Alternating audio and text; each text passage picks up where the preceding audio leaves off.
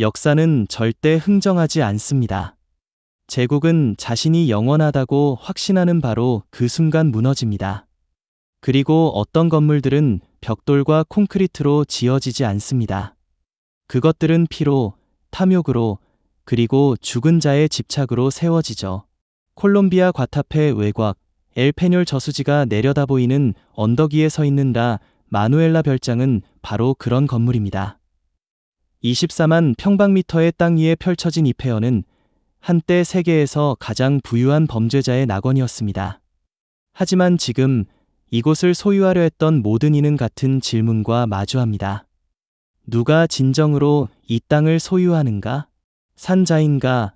아니면 죽은 자인가? 2005년 3월 한 콜롬비아 사업가는 그 질문에 대한 답을 찾으려 했습니다. 그리고 그가 첫날 밤 발견한 것은 그의 남은 인생을 바꿔놓았습니다. 저택의 정문을 통과하는 순간 그는 냄새부터 맡았습니다. 썩은 나뭇잎과 습기, 그리고 뭔가 금속성의 텁텁한 냄새. 마치 오래된 동전을 혀로 핥았을 때 나는 그런 맛 같은 것이었죠. 사업가는 조수 2명을 대동했습니다. 한 명은 건축 전문가, 다른 한 명은 부동산 감정사였습니다. 그들은 밝은 표정으로 폐허를 둘러봤습니다. 리조트로 탈바꿈시키기엔 완벽한 위치입니다. 감정사가 말했습니다. 저수지 전망이 $10,000는 좋게 하죠. 하지만 사업가의 왼쪽 눈가는 계속 실룩거렸습니다. 불안의 징후였죠. 그는 그 증상을 무시하려 했습니다. 합리적인 투자였으니까요. 정부 경매에서 터무니없이 낮은 가격에 낙찰받았습니다. 시세의 10분의 1도 안 되는 금액이었죠. 악명이 가격을 깎아먹은 겁니다. 그는 스스로에게 되뇌었습니다. 하지만 악명도 마케팅이 되는 시대 아닙니까? 그들은 수영장 쪽으로 걸어갔습니다. 그리고 그는 그것을 봤습니다. 한때 올림픽 규격의 수영장이었던 공간. 이탈리아산 대리석 타일이 깔렸고 황금빛 수도꼭지에서는 여과된 샘물이 흘러나왔던 곳. 파블로 에스코바르가 딸 마누엘라의 생일날 100명의 손님을 초대해 파티를 열었던 바로 그 수영장. 하지만 지금 그곳에는 물이 없었습니다. 대신 바닥 전체가 갈라져 있었죠. 균열은 거미줄처럼 뻗어 있었고 그 틈새마다 누군가가 파헤친 구멍들이 뚫려 있었습니다. 크고 작은 구멍이 수십 개. 마치 거대한 생명체가 땅속에서 빠져나가려 몸부림친 흔적 같았습니다. 보물 사냥꾼들이죠. 건축가가 침을 삼키며 말했습니다. 에스코바르가 여기 돈을 숨겼다는 소문 때문에 저 구멍들은 전부 과케로스가 판 겁니다. 사업가는 구멍 하나 앞에 쪼그려 앉았습니다. 깊이는 약 3m. 바닥엔 녹슨 삽과 깨진 금속 탐지기가 뒹굴고 있었습니다. 그리고 그 옆에 뭔가 단단한 것이 반쯤 흙에 묻혀 있었죠. 그는 손을 뻗어 그것을 꺼냈습니다. 작은 도자기 인형이었습니다. 소녀의 형상, 드레스를 입은 머리카락이 금발인 인형. 하지만 얼굴 부분이 깨져 있었습니다. 눈이 있어야 할 자리엔 검은 구멍만 뚫려 있었죠. 이상하네요. 감정사가 어깨 너머로 들여다보며 말했습니다. 에스코바르 딸이 갖고 놀던 장난감 아닐까요? 사업가는 대답하지 않았습니다. 그는 인형을 다시 구멍 안에 떨어뜨렸습니다. 왼쪽 눈가의 떨림이 더 심해졌죠. 그는 일어서서 주변을 둘러봤습니다. 수영장 가장자리엔 정글 덩굴이 자라나 있었고 그 위로 독거미들이 황금 수도꼭지를 타고 기어 다니고 있었습니다. 화려함과 부패가 같은 공간에 공존하는 기괴한 풍경이었죠. 해가 지기 전에 내부를 둘러봅시다. 사업가가 말했습니다. 그의 목소리는 평소보다 한 톤 낮았습니다. 저택의 본관으로 들어서는 순간 온도가 내려가는 걸 느꼈습니다. 바깥은 섭씨 30도가 넘는 열대 기후였지만 안은 마치 냉동고 같았죠. 건축가는 파괴된 지붕 때문에 환기가 잘 돼서 그런 겁니다라고 설명했지만 사업가는 그 말을 믿지 않았습니다. 이건 환기 문제가 아니었습니다. 이건 뭔가 다른 것이었죠. 거실의 벽은 반쯤 무너져 있었습니다.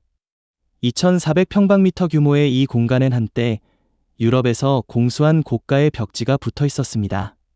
손으로 그린 금박 문양이 새겨진 제곱미터당 500달러짜리 벽지였죠. 하지만 지금은 너덜너덜하게 찢어져 있었습니다. 그리고 그 틈 사이로 뭔가가 보였습니다. 잠깐만요. 사업가가 손을 들었습니다. 그는 벽지 한 조각을 잡아당겼습니다. 찢어진 소리와 함께 벽지가 벗겨졌고 그 뒤에 숨겨진 것이 드러났습니다. 이중 벽이었습니다. 그리고 그 틈 사이에는 사진들이 빼곡히 끼워져 있었습니다.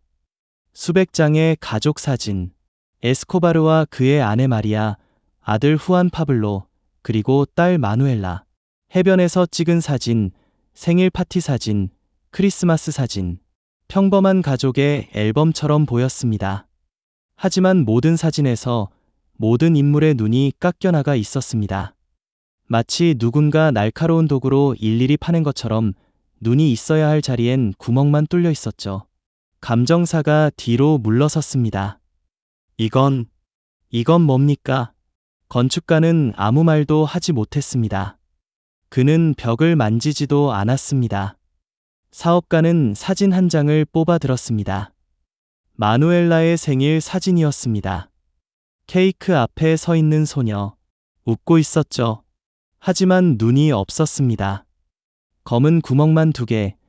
마치 사진 속 소녀가 그를 보고 있는 것 같은 착각이 들었습니다. 누가 이런 걸 했을까요? 감정사가 떨리는 목소리로 물었습니다. 모르겠습니다. 사업가가 대답했습니다. 하지만 우리가 알아낼 필요는 없어요. 그는 사진을 도로 벽 속에 밀어 넣었습니다. 벽지를 다시 붙일 순 없었지만 그는 그 이상 보고 싶지 않았습니다. 그들은 서둘러 2층으로 올라갔습니다. 2층 복도는 더 기괴했습니다. 양쪽 벽에는 탄흔이 가득했습니다. 1993년 2월 로스 페페스가 200kg의 TNT를 터뜨렸을 때 남긴 흔적이었죠. 하지만 그것만이 아니었습니다. 탄흔 사이사이에 손톱으로 긁은 자국이 있었습니다. 길고 깊은 자국, 마치 누군가 벽을 타고 기어 내려가려 했던 것처럼. 이건 폭발 때 생긴 거 아닙니다. 건축가가 중얼거렸습니다. 이건 사람이 한 겁니다. 사업가는 손전등을 켰습니다. 복도 끝, 마누엘라의 방이 있던 곳으로 걸어갔습니다. 문은 반쯤 떨어져 있었고 안은 어둠뿐이었습니다. 그는 문을 밀고 들어갔습니다. 그리고 그 순간 소리가 들렸습니다. 벽 안쪽에서 긁는 소리, 느리고 규칙적인 소리, 손톱이 콘크리트를 긁는 듯한, 아니면 뭔가 단단한 것이 벽 안을 움직이는 듯한 소리. 세 사람 모두 얼어붙었습니다. 쥐입니다. 감정사가 떨리는 목소리로 말했습니다. 그냥 쥐일 겁니다. 하지만 그 소리는 쥐가 내는 소리가 아니었습니다. 너무 컸고, 너무 느렸고, 너무 의도적이었습니다. 마치 누군가 그들이 오기를 기다리고 있었던 것처럼. 사업가는 손전등을 벽에 비쳤습니다. 마누엘라의 방벽에는 분홍색 페인트가 칠해져 있었습니다. 아버지가 딸을 위해 손수 고른 색이었죠.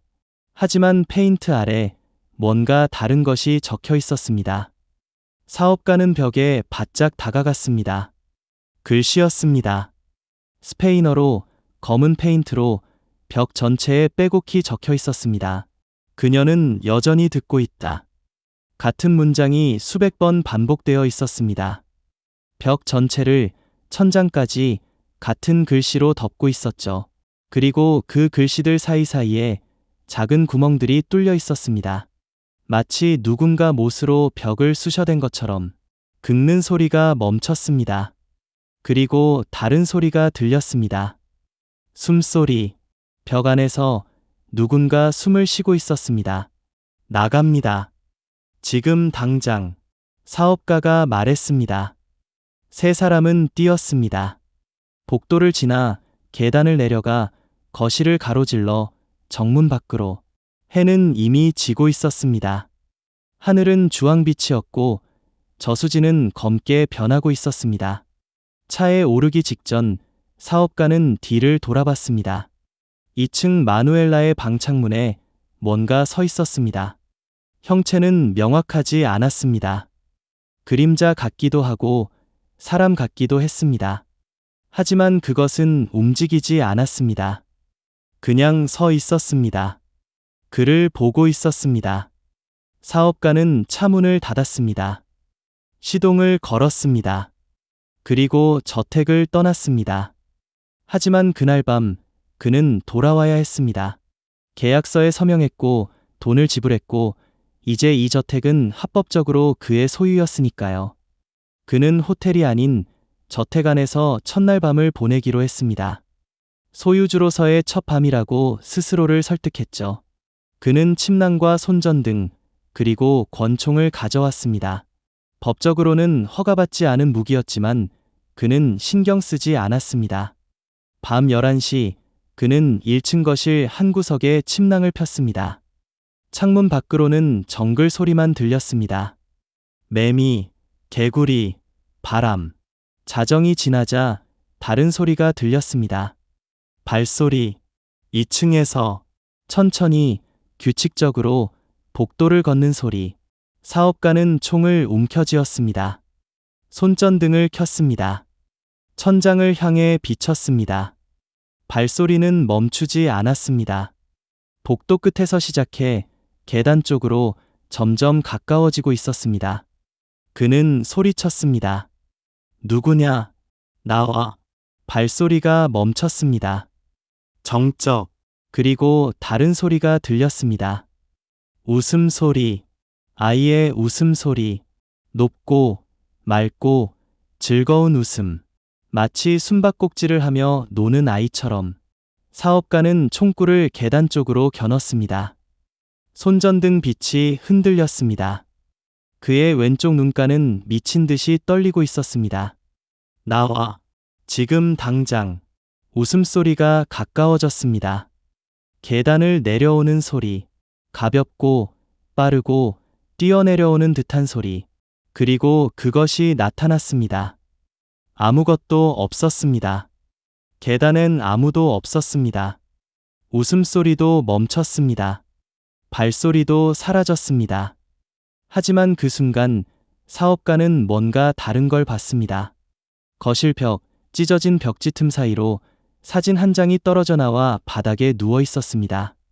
그는 손전등을 그쪽으로 비췄습니다. 마누엘라의 사진이었습니다. 하지만 이번엔 눈이 파여 있지 않았습니다. 대신 눈동자가 그를 보고 있었습니다. 사업가는 비명을 지르지 않았습니다. 그는 총을 내려놓고 침낭을 집어들고 저택을 나갔습니다.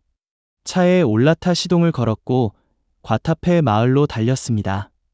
그리고 다시는 그 저택으로 돌아가지 않았습니다. 적어도 그날 밤엔. 하지만 파블로 에스코바르의 유산은 그렇게 쉽게 손을 놓아주지 않습니다. 이 이야기가 어떻게 흘러갔는지 이해하려면 우리는 시간을 거슬러 올라가야 합니다. 1998년대 세계 코카인 유통량의 80%를 장악한 한 남자가 자신의 딸을 위해 낙원을 짓기 시작했던 그 순간으로 말이죠.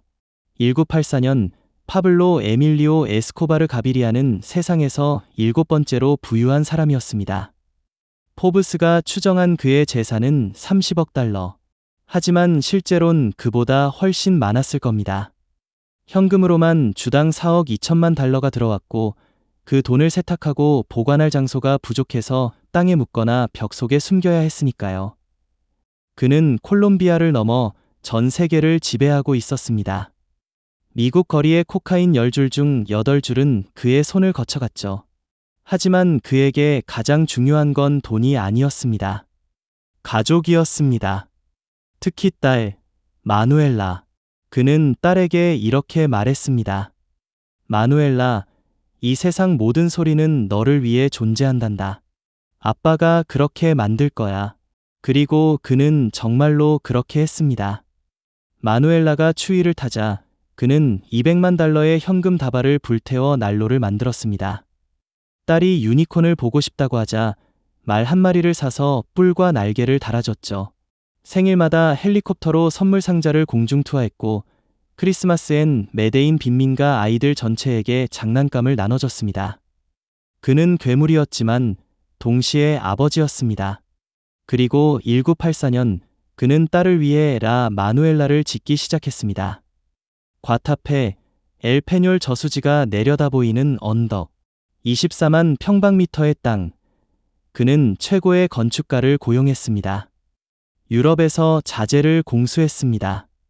이탈리아산 대리석, 프랑스산 샹들리에, 스위스산 목재, 수영장엔 올림픽 규격을 적용했고 테니스 코트는 윈블던 잔디를 이식했습니다.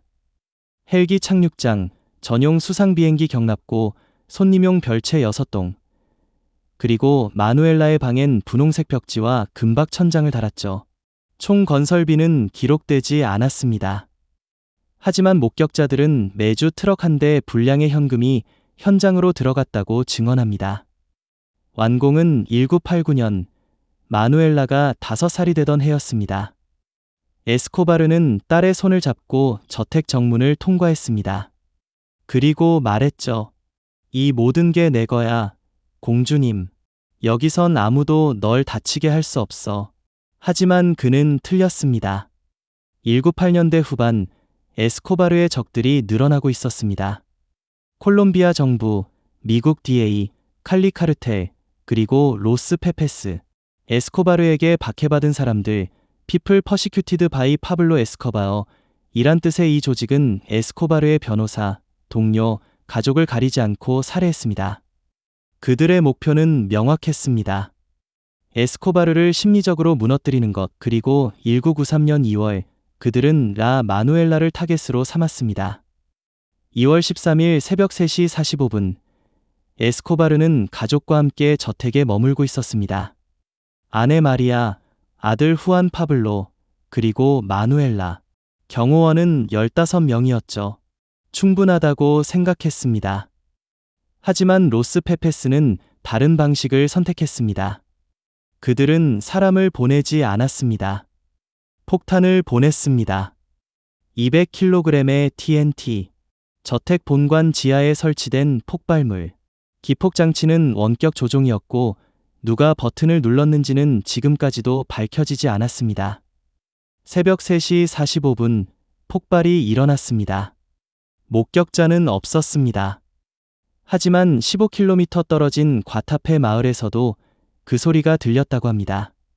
창문이 깨졌고 땅이 흔들렸고 하늘이 붉게 물들었죠. 저택의 절반이 날아갔습니다.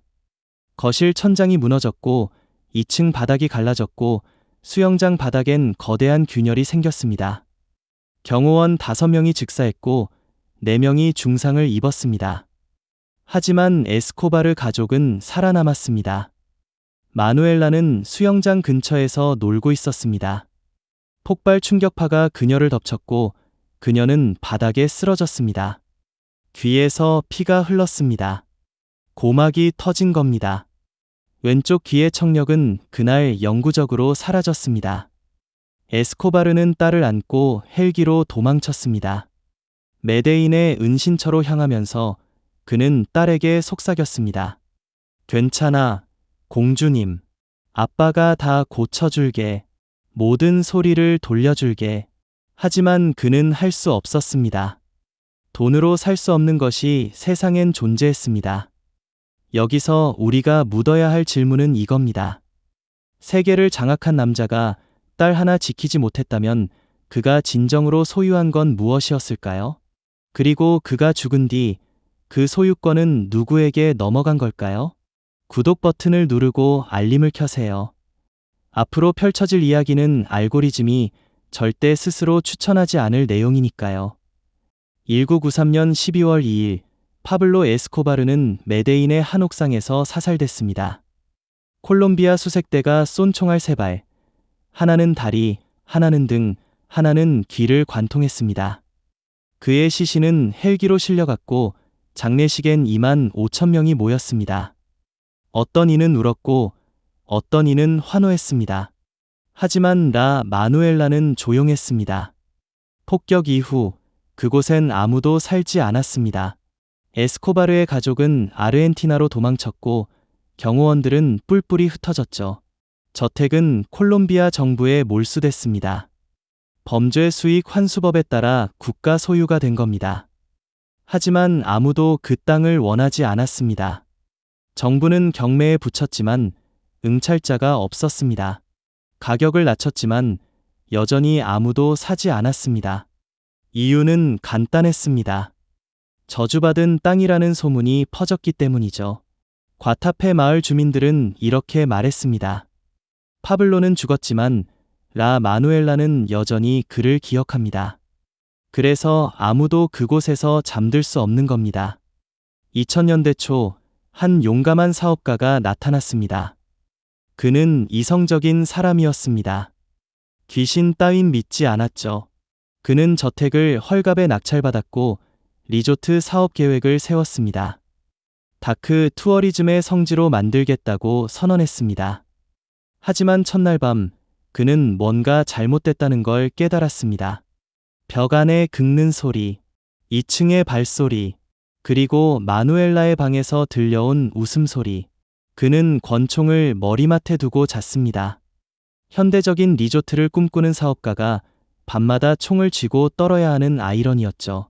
이틀째 밤 인부 한 명이 실종됐습니다. 저택 지하로 내려갔다가 돌아오지 않았습니다. 수색대가 나섰지만 그의 흔적은 어디에도 없었습니다. 다만 지하실 벽에 손톱으로 긁은 자국만 남아 있었죠. 사흘째 밤 원인 불명의 화재가 발생했습니다. 아무도 불을 피우지 않았는데 2층 마누엘라의 방에서 연기가 피어올랐습니다.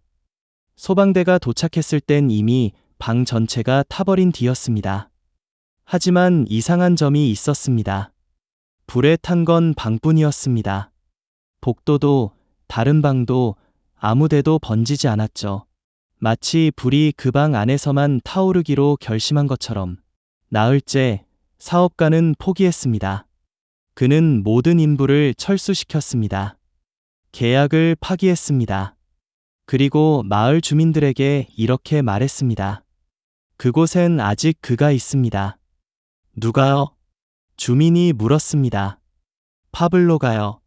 사업가가 대답했습니다. 그는 떠나지 않았어요. 여전히 딸을 지키고 있어요.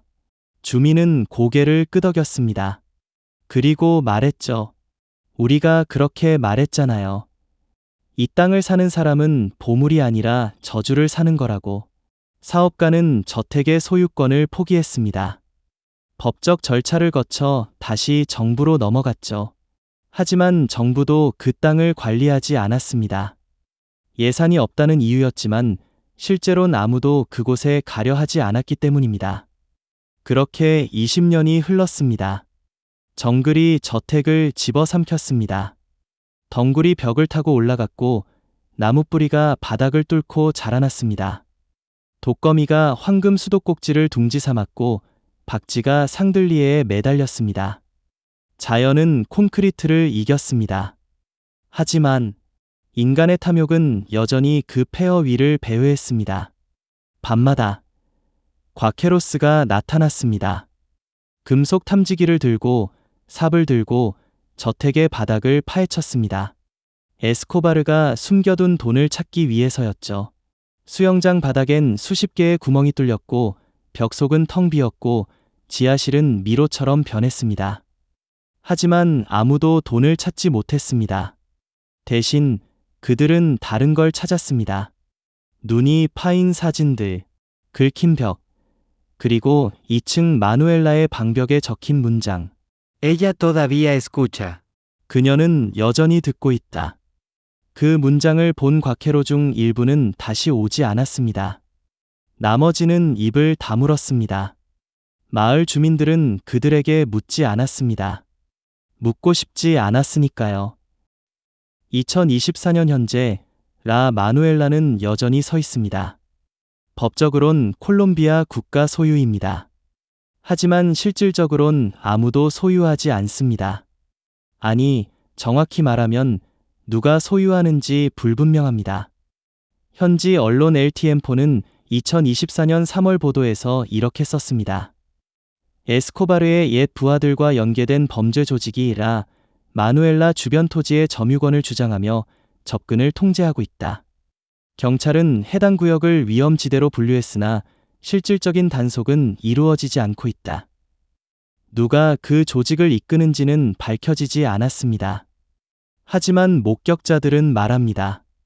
밤마다 저택 마당에서 금속 탐지기를 돌리는 남자들이 보인다고. 그들은 군복을 입고 있지 않지만 총을 들고 있다고. 낮엔 관광객이 옵니다.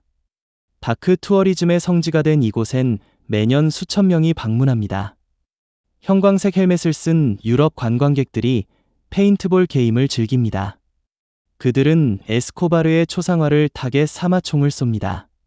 웃으며 환호하며 셀카를 찍습니다.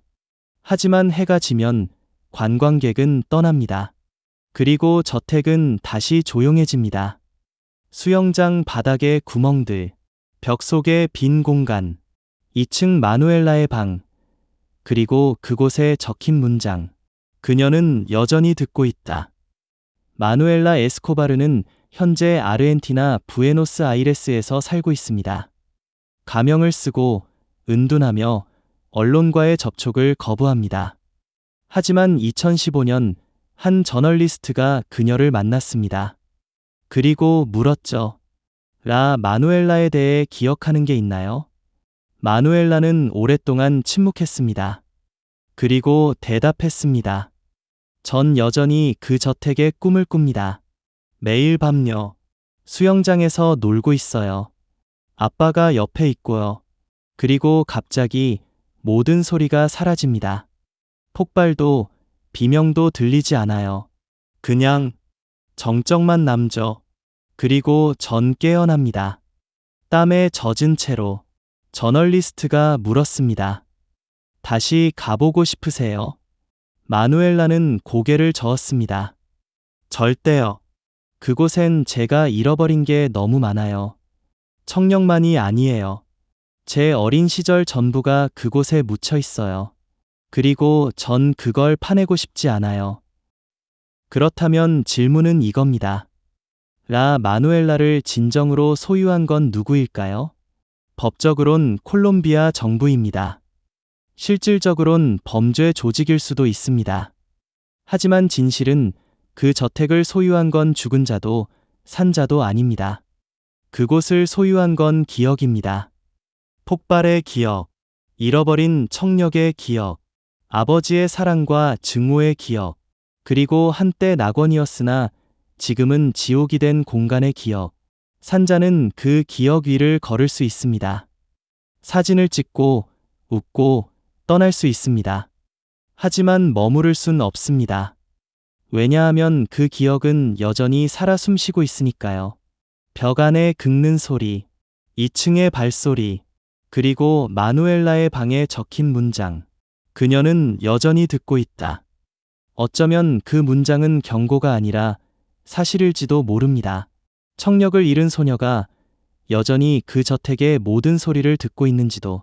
폭발의 메아리를, 아버지의 속삭임을, 그리고 지금도 그곳을 배회하는 탐욕스러운 발걸음을 말이죠. 그리고 만약 그게 사실이라면 우리는 다시 묻어야 합니다. 죽은 자의 유산은 정말로 산 자의 것이 될 수 있을까요? 아니면 그 유산은 영원히 그것을 만든 자의 소나기에 남아있는 걸까요? 1,000억 원짜리 별장이 무너지던 그 순간 9살 소녀가 진짜로 잃어버린 것은 청력만이 아니었습니다. 1993년 2월 폭발 직후 구급차 안에서 마누엘라가 경호원에게 물었던 질문이 있습니다. 입을 움직였지만 자신의 목소리조차 들리지 않았기에 그녀는 손으로 공기 중에 철자를 그렸습니다. ¿Por qué no hay sonido? 왜 소리가 없죠? 경호원은 대답하지 못했습니다. 어떻게 말할 수 있었겠습니까? 아버지가 지은 낙원이 딸의 세계에서 모든 소리를 지워버렸다고요. 병원 기록에 따르면 마누엘라는 3주 동안 단 한마디도 하지 않았습니다. 의사들은 성대 손상이 아니라고 진단했지만 자신의 목소리를 들을 수 없는 아이는 말하는 법을 잊어버렸습니다. 에스코바르는 세계 최고의 청각 전문의를 불렀지만 스위스 의사조차 고개를 저었습니다. 폭풍의 압력이 고막을 찢었습니다. 제거는 가능하지만 그녀가 들었던 마지막 소리, 200kg의 TNT 폭발음, 그것은 뇌에 영구히 새겨졌을 겁니다.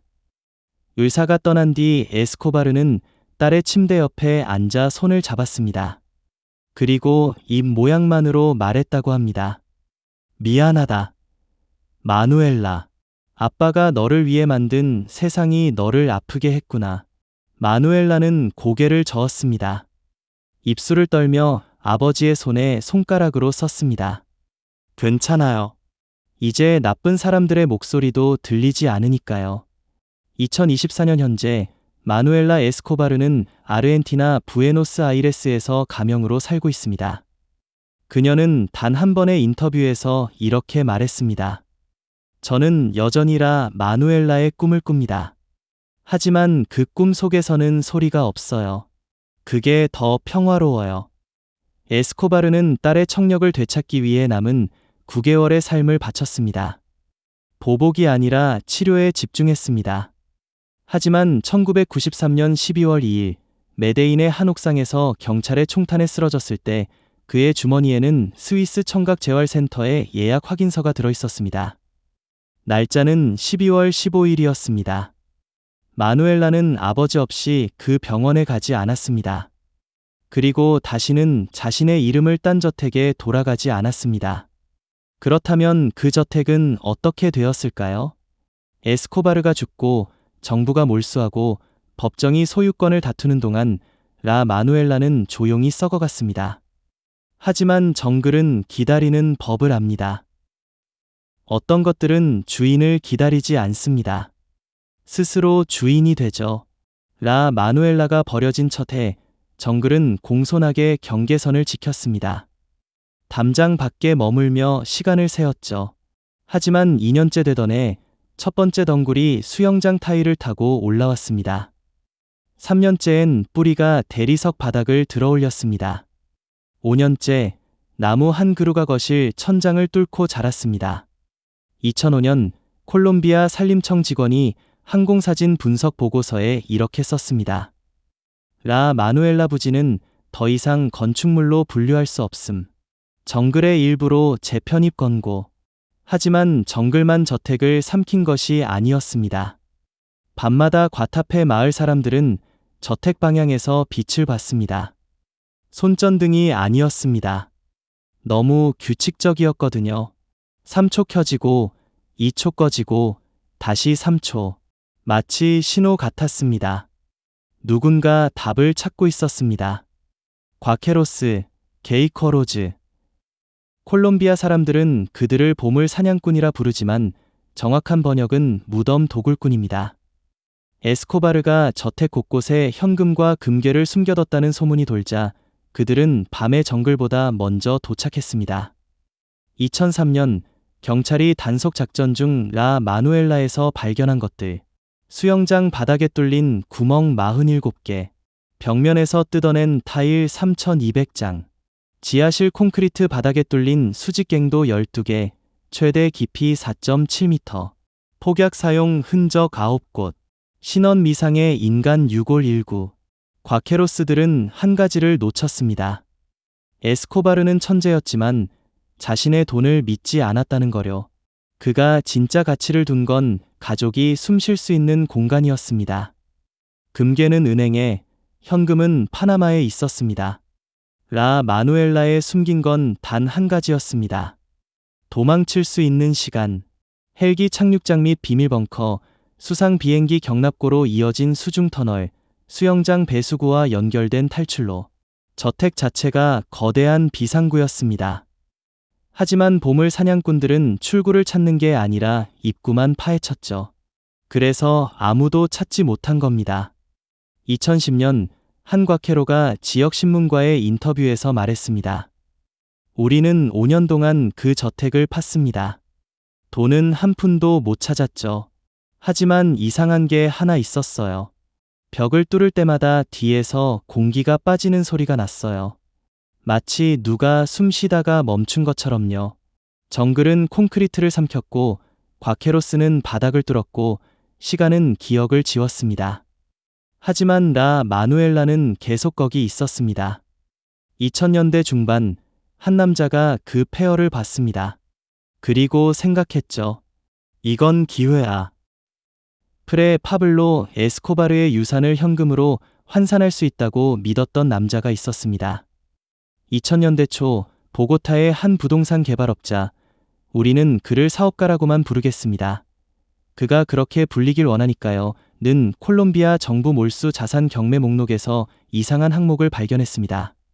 과타페, 엘페뇰 저수지 인근, 8헥타르, 건물 잔존, 시작가, 4억 페소, 당시 환율로 약 18만 달러, 서울 강남 오피스텔 하나 값이었습니다. 사업가는 현장 실사를 나갔습니다. 그가 현지 안내인에게 물었습니다. 이 가격이면 말도 안 되게 싸네요. 뭔가 문제가 있습니까? 안내인은 저택을 가리키지 않고 마을을 가리켰습니다. 문제는 건물이 아니라 사람들입니다. 과타페 주민 1300명 중 단 한 명도 라 마누엘라에서 1km 안에 살지 않았습니다. 법적으로 출입금지 구역이 아니었지만 실질적으로는 그 누구도 들어가지 않는 땅이었습니다. 왜냐고요? 1994년 에스코바르 사후 첫 해의 저택을 약탈하려던 5명의 남자가 실종됐습니다. 시체는 3개월 뒤 저수지에서 떠올랐습니다. 모두 뒷머리에 총상이 있었습니다. 1998년 정부 감정사 2명이 저택 가치 평가를 위해 방문했다가 이틀 만에 사라졌습니다. 한 명은 3주 뒤 메데인 병원에 나타났습니다. 혀가 잘려 있었습니다. 2001년 외국인 다큐멘터리 제작팀이 무단 촬영을 시도했습니다. 첫날 밤 그들의 카메라 장비가 모두 불에 탔습니다. 텐트 밖에 총알 탄피 37개가 놓여 있었습니다. 안내인이 사업가에게 말했습니다. 이 땅을 사는 사람은 부동산이 아니라 저주를 사는 겁니다. 에스코바르는 죽었지만 그의 사람들은 아직 이 숲에 있습니다. 사업가는 웃었습니다. 21세기에 무슨 미신입니까? 저는 법과 계약서만 믿습니다. 그는 경매에서 낙찰받았습니다. 경쟁자가 단 한 명도 없었습니다. 4억 페소, 정확히 그 가격에 라 마누엘라의 소유권이 그에게 넘어왔습니다. 공증인이 서류를 건네며 말했습니다. 축하합니다. 콜롬비아에서 가장 유명한 저택의 주인이 되셨습니다. 그리고 목소리를 낮췄습니다. 그리고 아마도 가장 짧은 기간 동안 소유하실 겁니다. 사업가는 개발 계획을 세웠습니다. 부티크 호텔. 에스코바르의 악명을 관광 상품으로 바꾸는 거죠. 다크 투어리즘이 뜨고 있었으니까요. 체 게바라의 얼굴이 티셔츠가 되는 세상에서 에스코바르의 저택이 리조트가 되지 말란 법은 없었습니다. 그는 인부 12명, 경비원 4명, 건축 감독 1명을 고용했습니다. 첫 작업은 정글 제거였습니다. 하지만 전기톱이 나무를 베어내기 시작한 첫날 이상한 일이 벌어졌습니다. 인부 1명이 바닥에 주저앉으며 소리쳤습니다. 나무에서 뭔가 나왔어요. 그들이 자른 나무 속이 비어 있었습니다. 그리고 그 안에 플라스틱으로 감싼 뭔가가 들어 있었습니다. 사진이었습니다. 에스코바르의 가족 사진 80여 장. 하지만 모든 사진에서 눈 부분이 날카로운 도구로 도려내져 있었습니다. 사업가가 그 사진들을 들춰보는데 감독이 속삭였습니다. 이거 누가 여기 숨긴 걸까요? 사업가는 대답하지 않았습니다. 하지만 그 순간 그는 깨달았습니다. 나무가 사진을 삼킨 게 아니라 누군가 일부러 나무 속에 넣은 거라는 거려. 나무가 자라면서 그걸 감췄던 겁니다. 누가요? 왜요? 그날 밤 사업가는 저택에 유일하게 지붕이 남아있는 방에서 잤습니다. 침낭과 손전등, 그리고 혹시 모를 상황을 대비한 권총. 자정쯤 그는 소리를 들었습니다. 벽 안에서 뭔가 긁는 소리였습니다. 사람의 손톱으로 콘크리트를 긁는 소리. 천천히, 규칙적으로, 멈추지 않고요. 그는 벽에 귀를 대고 속삭였습니다. 거기 누구여? 긁는 소리가 멈췄습니다. 그리고 벽 반대편에서 대답이 들렸습니다. 셀거, 나가. 사업가는 뒤로 물러났습니다. 손전등을 벽에 비쳤습니다. 아무것도 보이지 않았습니다. 하지만 소리는 계속됐습니다. 이번엔 천장에서였습니다. 그는 그날 밤 한숨도 자지 못했습니다. 다음 날 아침, 그는 인부들에게 그 벽을 부수라고 지시했습니다. 망치가 콘크리트를 뚫자 뒤에서 차가운 공기가 쏟아져 나왔습니다. 벽 속이 비어 있었습니다. 폭 30cm, 높이 2m에 숨겨진 공간, 그리고 그 안에 적혀 있던 글씨. 이 집은 내 딸의 것이다. 마누엘라 에스코바르, 1985. 사업가는 그 글씨를 사진으로 찍었습니다. 그리고 인부들에게 말했습니다. 계속 작업합니다. 하지만 인부 3명이 그날로 그만뒀습니다. 저는 유령을 믿지 않습니다. 하지만 저주는 믿습니다. 한 인부가 떠나며 말했습니다. 이틀 뒤 경비원 1명이 실종됐습니다. 그는 단지 화장실에 갔을 뿐이었습니다. 아침 6시, 해가 뜨기 직전이었습니다. 동료 경비원이 10분 뒤 그를 찾으러 갔을 때 그는 없었습니다. 발자국은 수영장 쪽으로 이어졌다가 끊겼습니다. 경찰이 수색에 나섰습니다. 경찰견은 수영장 가장자리에서 멈춰 섰습니다. 짖지 않고 꼬리를 다리 사이에 집어넣고 뒤로 물러섰습니다. 조련사가 강제로 끌고 가려 하자 개는 비명을 질렀습니다. 개가 뭔가를 맡았습니다. 하지만 그건 시체 냄새가 아니었어요. 조련사가 보고서에 썼습니다. 그건 두려움의 냄새였습니다. 실종된 경비원은 3일 뒤 메데인 시내 버스 정류장에서 발견됐습니다. 살아 있었습니다. 하지만 말을 하지 않았습니다. 눈을 깜빡이지도 않았습니다. 병원 의사들은 급성 정신적 외상이라 진단했지만 원인을 밝혀내지 못했습니다. 그는 단 한 가지만 반복했습니다. 수영장 아래, 수영장 아래. 사업가는 수영장을 파헤치라고 명령했습니다. 인부들이 바닥에 깨진 타일을 드러냈습니다. 콘크리트를 뚫었습니다. 그리고 1.5m 아래에서 그들이 발견한 것은 텅 빈 공간이었습니다. 가로 3m, 세로 4m의 지하방. 하지만 아무것도 없었습니다. 금괴도, 현금도, 무기도 없었습니다. 단지 벽면에 적힌 글씨만 있었습니다. Aquí dormía el miedo. 여기서 두려움이 잠들었다. 사업가는 그 방을 메우라고 지시했습니다. 하지만 인부들이 콘크리트를 붓기 시작했을 때 또 한 가지 이상한 일이 벌어졌습니다. 콘크리트가 굳지 않았습니다. 24시간이 지나도 48시간이 지나도 콘크리트는 액체 상태로 남아 있었습니다. 건축 감독이 샘플을 분석했습니다. 화학적으로는 정상입니다. 이유를 모르겠어요. 사업가는 그 방을 포기했습니다. 나무 판자로 덮고 흙을 덮었습니다. 하지만 그날 밤부터 이상한 일들이 연속으로 벌어졌습니다. 발전기가 이유 없이 고장 났습니다. 3번이나요. 자재를 실은 트럭이 저택으로 오는 길에 브레이크가 터졌습니다.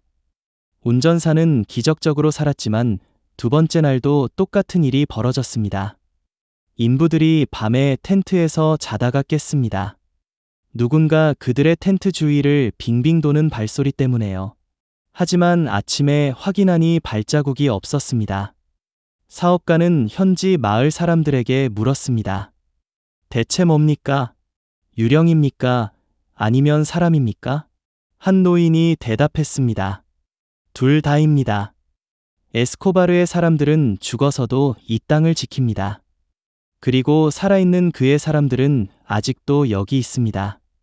어디 있습니까? 당신이 자고 있는 방 바로 옆 숲에요.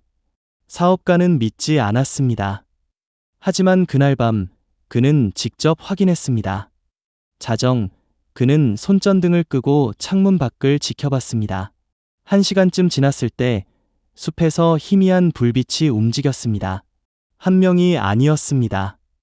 6개의 불빛이 저택을 향해 천천히 다가왔습니다. 사업가는 권총을 집어들었습니다. 하지만 쏘지 않았습니다. 불빛들이 저택 50m 앞에서 멈췄기 때문입니다. 그리고 그들 중 한 명이 소리쳤습니다. 3 días. 사흘. 불빛들이 사라졌습니다. 다음 날 사업가는 경찰을 불렀습니다. 하지만 경찰은 증거가 없다며 돌아갔습니다.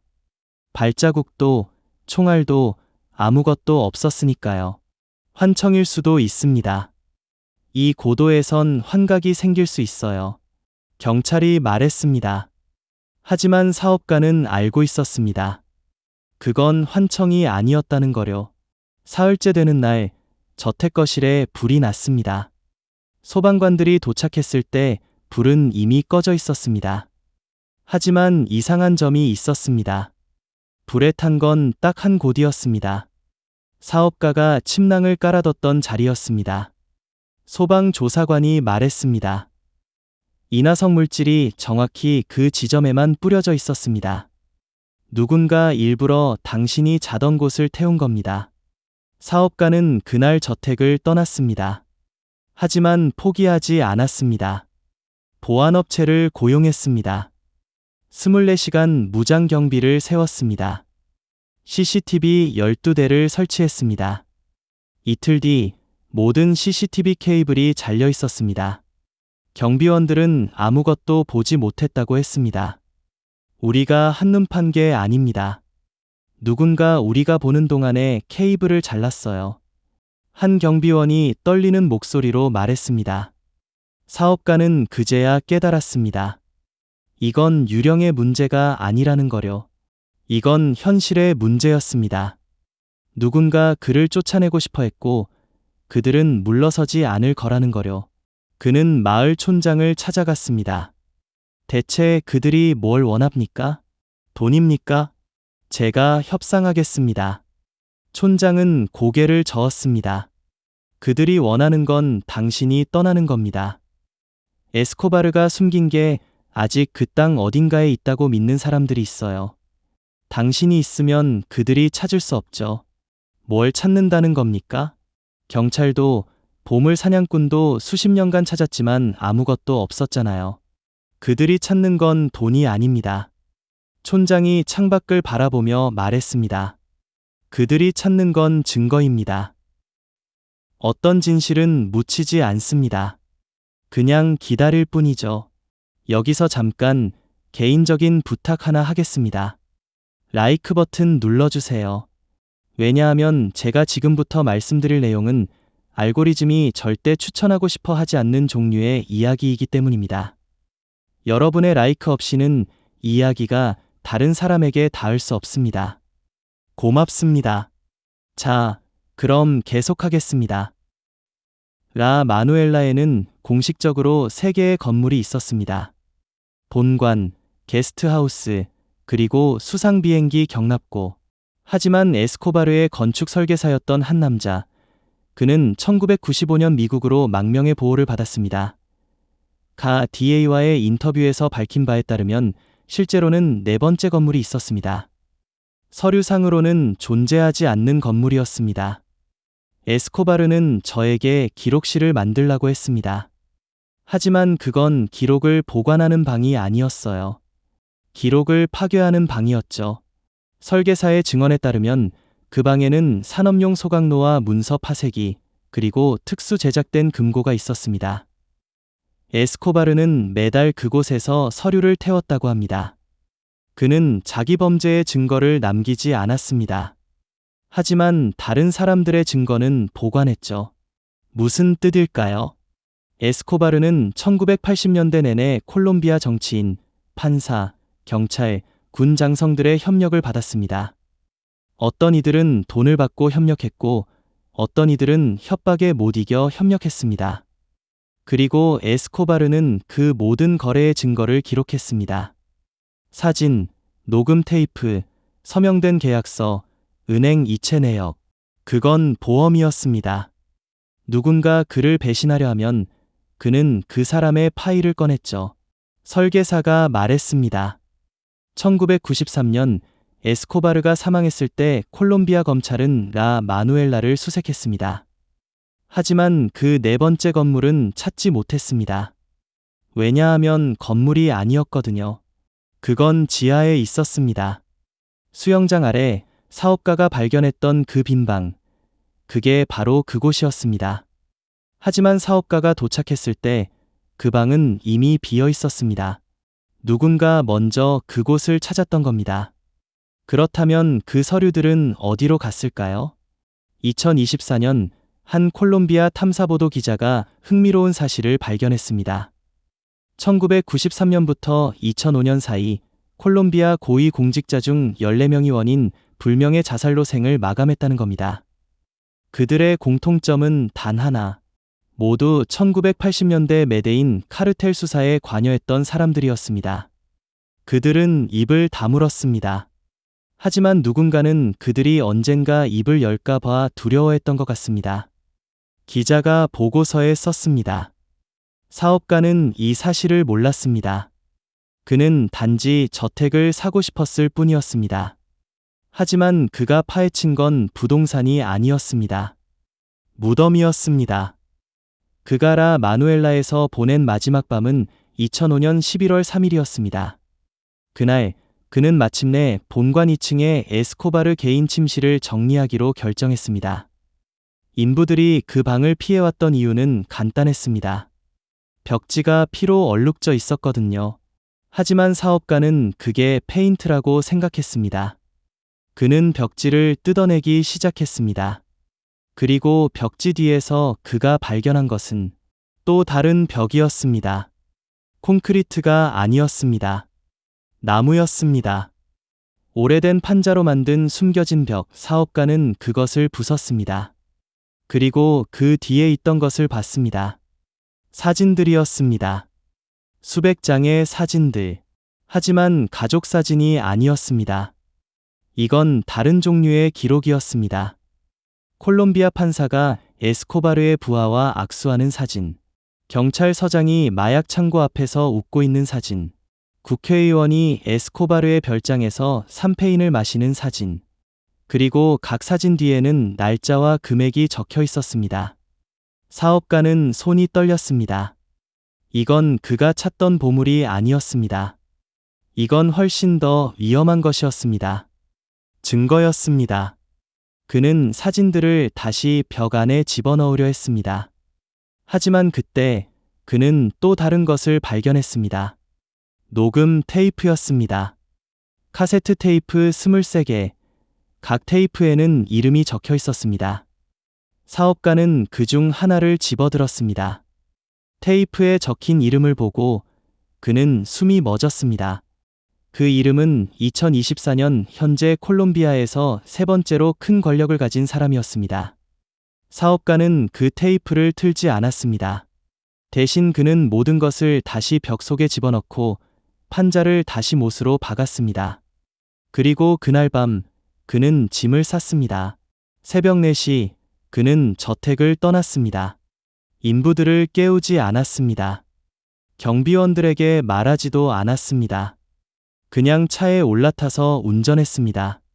마을을 지나칠 때 촌장의 집 앞에 차를 세웠습니다. 촌장이 나왔습니다. 떠나시는 겁니까? 네. 찾으셨습니까? 당신이 찾던 것을요. 사업가는 고개를 저었습니다. 아니요. 그리고 찾지 않은 게 다행입니다. 촌장은 고개를 끄덕였습니다. 현명한 선택입니다. 사업가는 차를 출발시켰습니다. 하지만 백미러로 마을을 바라봤을 때 그는 이상한 광경을 봤습니다. 촌장의 집 앞에 서 있던 6명의 남자들이었습니다. 그들은 차를 지켜보고 있었습니다. 웃지도 움직이지도 않고요. 그리고 그들 중 한 명이 손을 들어 작별 인사를 했습니다. 사업가는 그들이 누구인지 알고 있었습니다. 3년의 소유권, 30만 달러의 투자, 그리고 남은 건 단 하나였습니다. 악몽. 사업가는 그 뒤로 라 마누엘라에 대해 단 한 번도 공개 발언을 하지 않았습니다. 그는 법적 소유권 포기 서류에 서명했고 정부의 모든 권리를 넘겼습니다.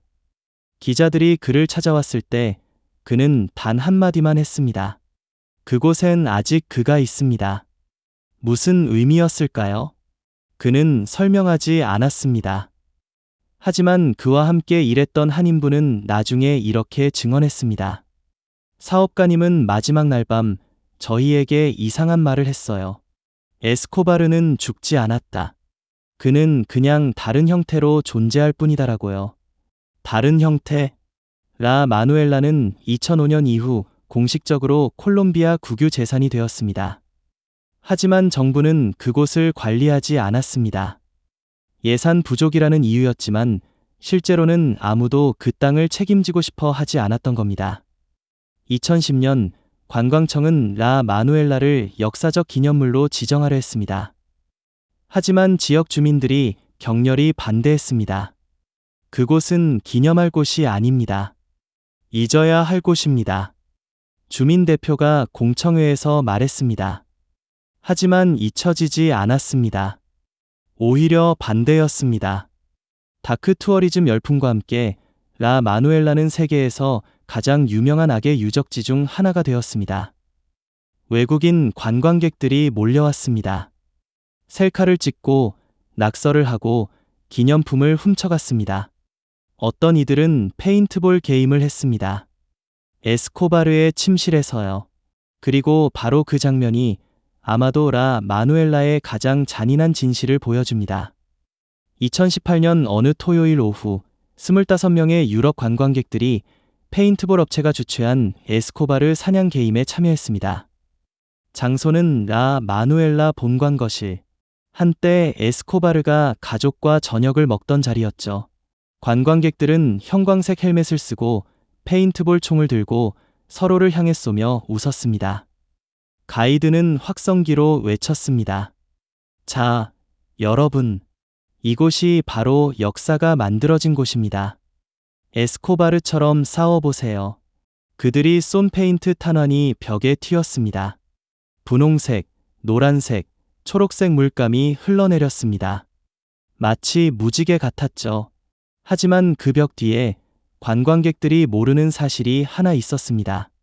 1993년 로스페페스의 습격 당시 에스코바르의 경호원 2명이 바로 그 거실에서 죽었습니다. 총알 자국이 아직도 벽에 남아 있었습니다. 페인트가 덮었지만 구멍은 여전히 거기 있었습니다. 관광객들은 그 구멍을 관역으로 삼아 페인트볼을 쏘았습니다. 비극이 오락이 된 순간이었습니다. 그리고 그 순간 숲속에서 지켜보는 사람들이 있었습니다. 현지 언론 LTM4의 2019년 보도에 따르면 라 마누엘라 주변에는 관리자로 불리는 정체불명의 그룹이 상주한다고 합니다. 그들은 관광객들에게 직접 나타나지 않지만 밤이 되면 저택 주변을 순찰합니다. 한 관광 가이드가 익명으로 증언했습니다. 그들은 저희에게 규칙을 알려줬어요. 해가 지면 무조건 떠나라.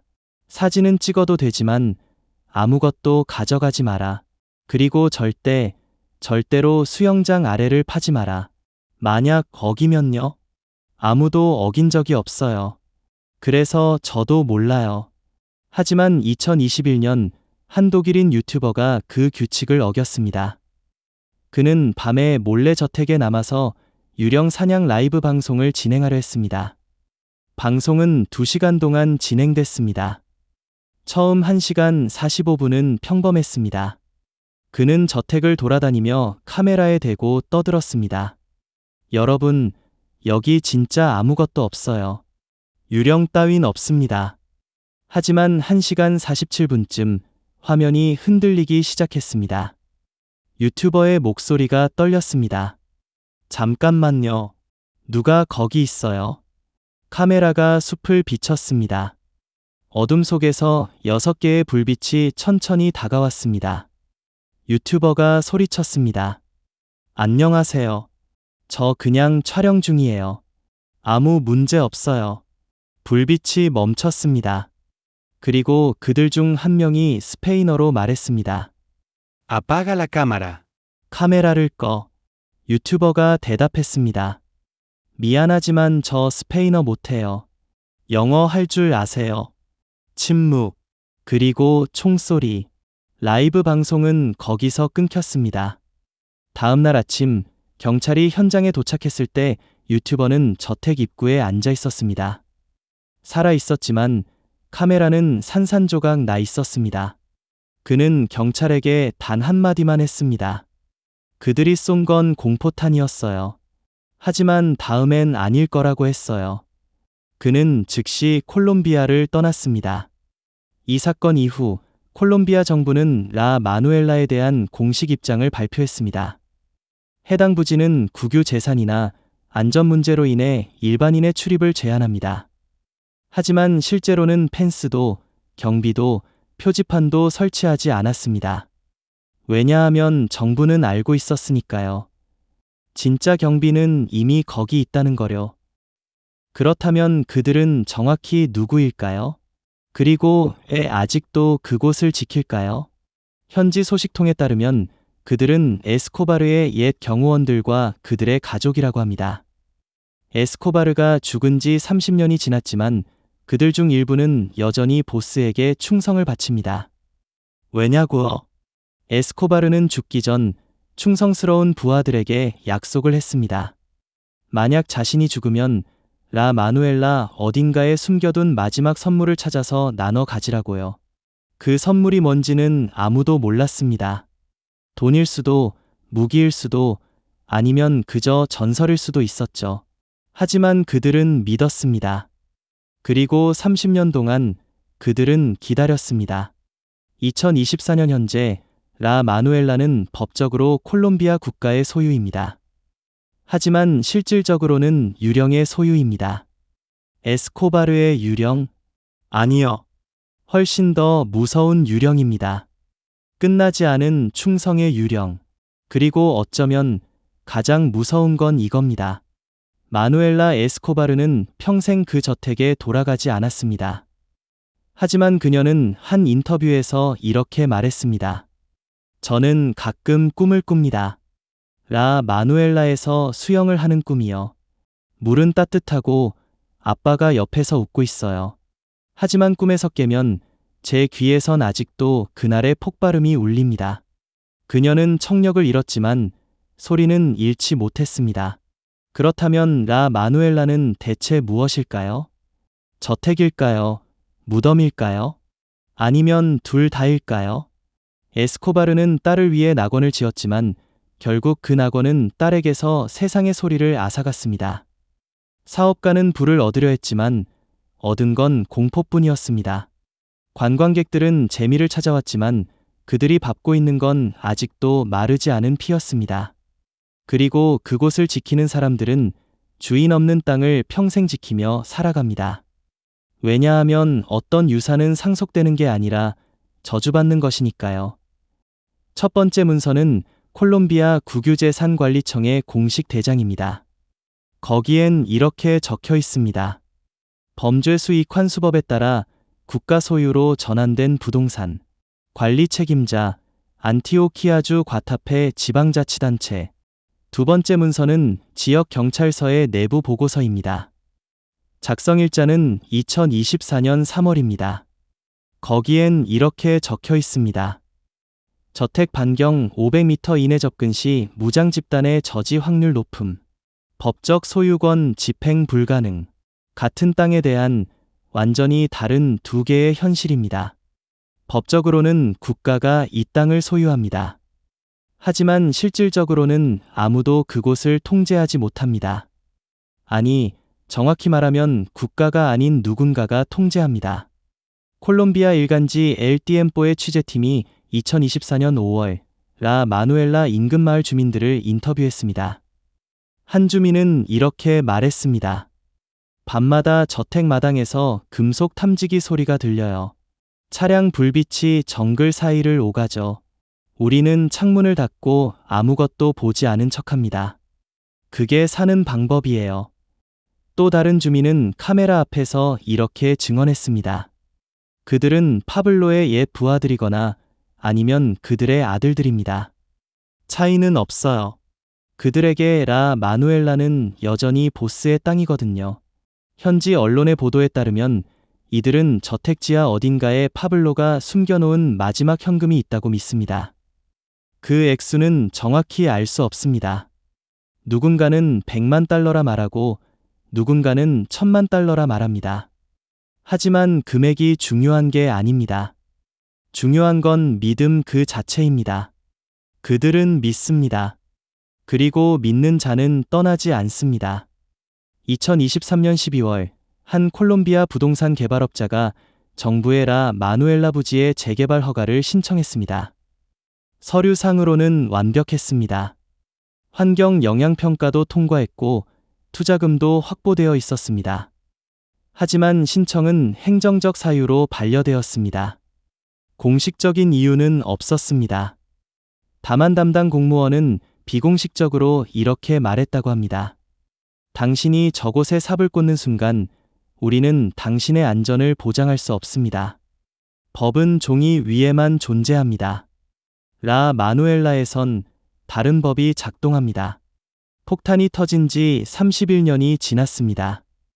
파블로 에스코바르가 죽은 지 31년이 지났습니다. 하지만 그의 저택은 여전히 그의 것입니다. 법이 아니라 공포로 말이죠. 2024년 현재 과타페 지방자치단체는 저택 부지에 관광 안내판을 설치하려는 계획을 보류했습니다. 이유는 명시되지 않았습니다. 하지만 마을 사람들은 압니다. 안내판을 세우는 순간 그것이 다음날 아침엔 총탄 구멍으로 가득할 것이라는 걸 말이죠.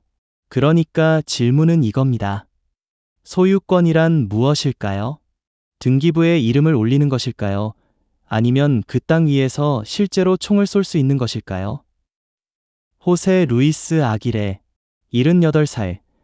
그는 1993년 2월 라 마누엘라 폭격 당일 저택 근처에서 일하던 정원사였습니다. 폭탄이 터졌을 때 그는 저택에서 300m 떨어진 과수원에 있었습니다. 충격파가 그의 몸을 날렸고 그는 사흘 동안 병원에 입원했습니다. 그 이후 그는 단 한 번도 저택에 대해 말하지 않았습니다.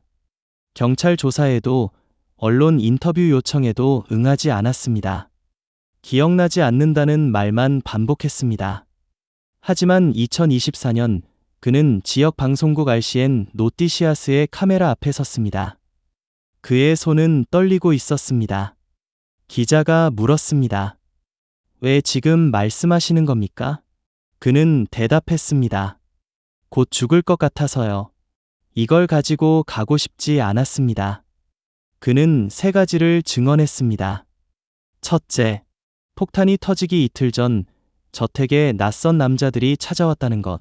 그들은 정장을 입고 있었고 고급 차량을 타고 왔습니다. 그들은 파블로의 경호원들과 오랫동안 이야기를 나눴습니다. 호세는 멀리서 그 장면을 봤습니다.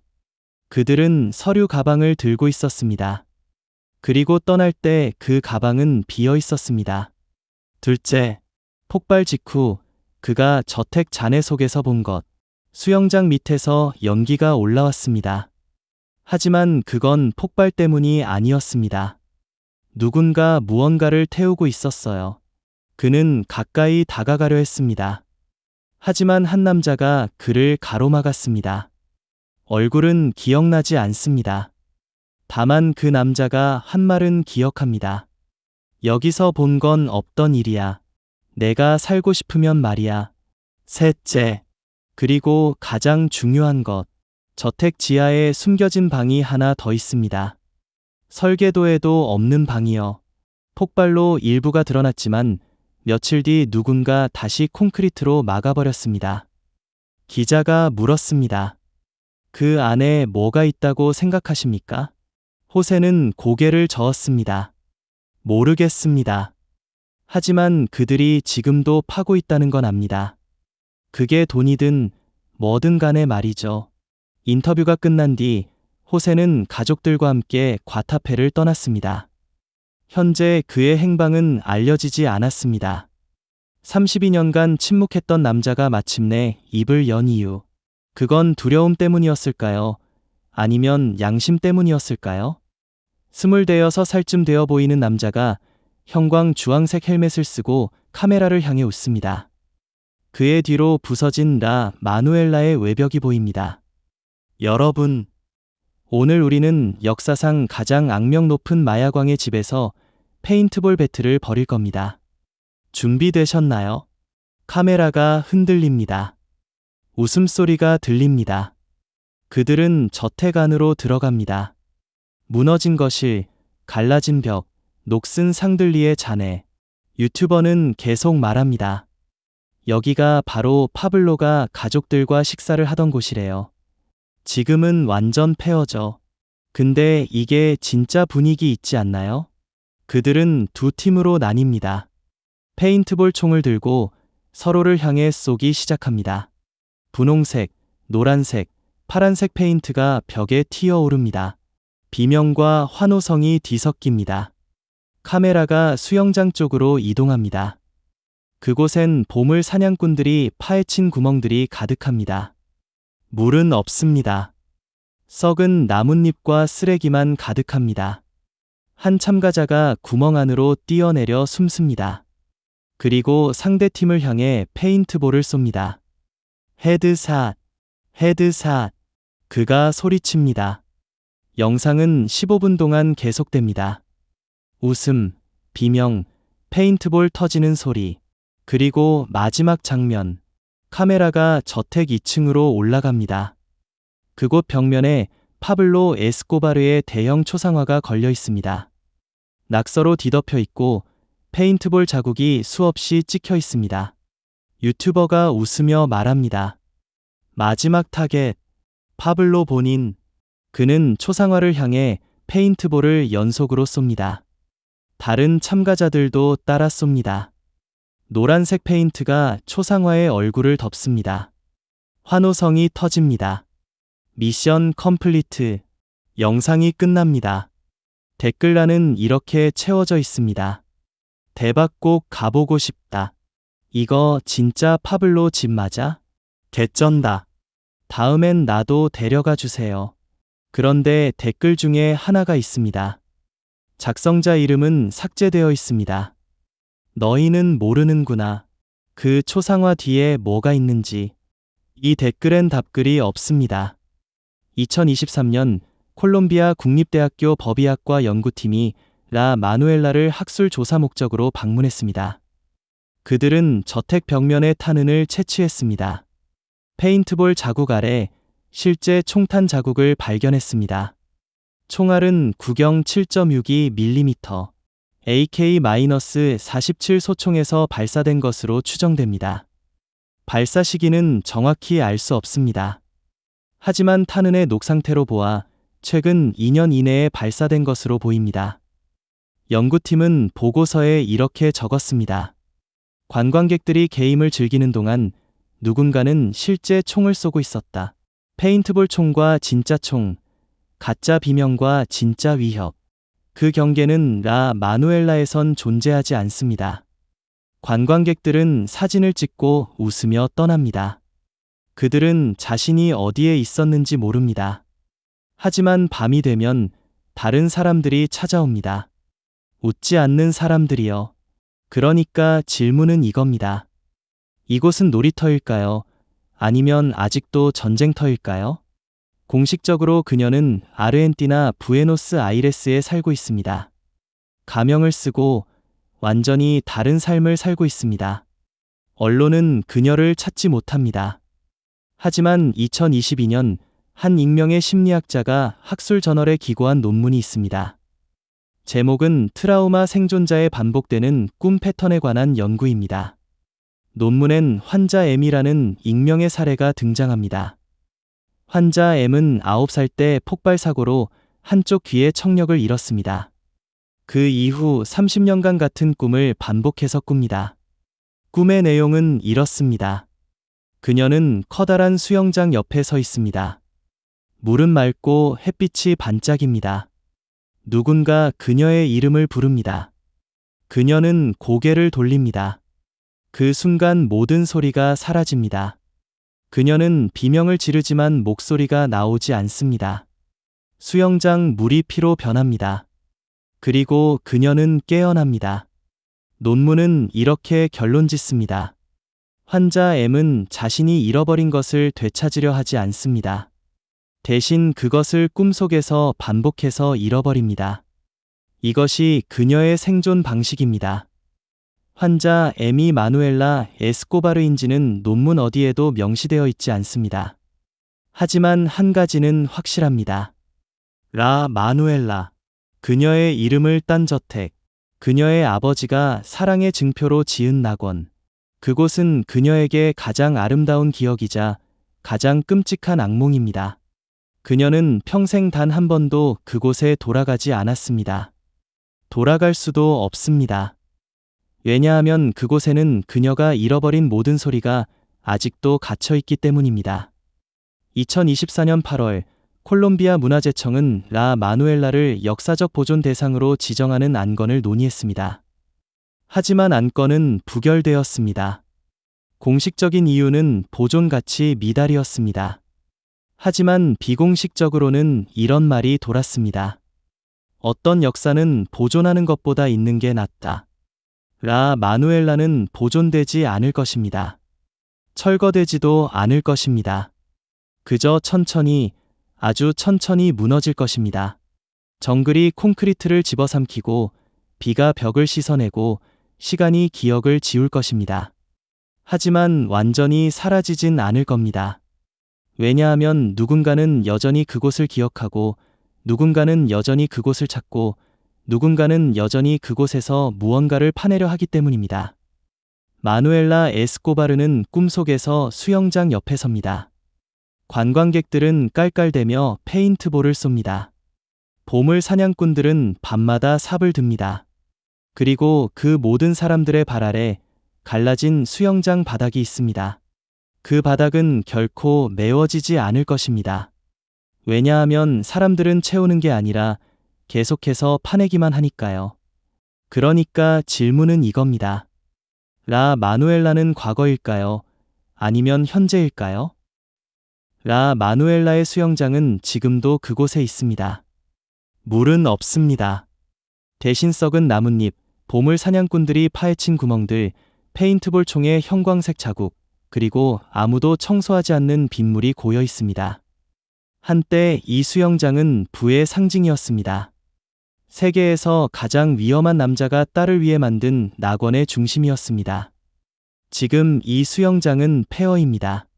하지만 단순한 폐허가 아닙니다. 이것은 거울입니다. 들여다보는 사람마다 다른 것을 봅니다. 누군가는 불을 봅니다. 누군가는 저주를 봅니다. 누군가는 역사를 봅니다. 누군가는 오락거리를 봅니다. 하지만 수영장은 변하지 않았습니다. 그저 보는 사람들이 자기 자신의 탐욕, 공포, 호기심을 그 갈라진 바닥에 투영할 뿐입니다. 파블로 에스코바르는 죽었습니다. 하지만 그가 지은 것은 죽지 않았습니다.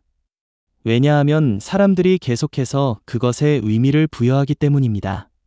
돈을, 꿈을, 악몽을, 콘텐츠를 말이죠. 라 마누엘라는 건물이 아닙니다. 그것은 욕망의 무덤입니다. 그리고 무덤은 결코 채워지지 않습니다. 사람들이 계속 무언가를 던져 넣기만 하니까요. 31년이 지났습니다. 폭탄이 터진 후 31년, 파블로가 죽은 후 31년. 법적으로 라 마누엘라는 국가의 것입니다. 하지만 실질적으로는 아무의 것도 아닙니다. 아니, 모두의 것입니다. 관광객의 것, 보물 사냥꾼의 것, 옛 부하들의 것, 꿈속 마누엘라의 것. 하지만 여기 하나의 질문이 있습니다. 역사는 이 질문에 답을 주지 않습니다. 만약 당신이 내일 라 마누엘라의 소유권을 공짜로 얻는다면 당신은 그 땅에 들어갈 수 있을까요? 법은 당신에게 권리를 줍니다. 하지만 밤에 저택마당을 배회하는 사람들은 법을 읽지 않습니다. 그러니까 진짜 질문은 이겁니다.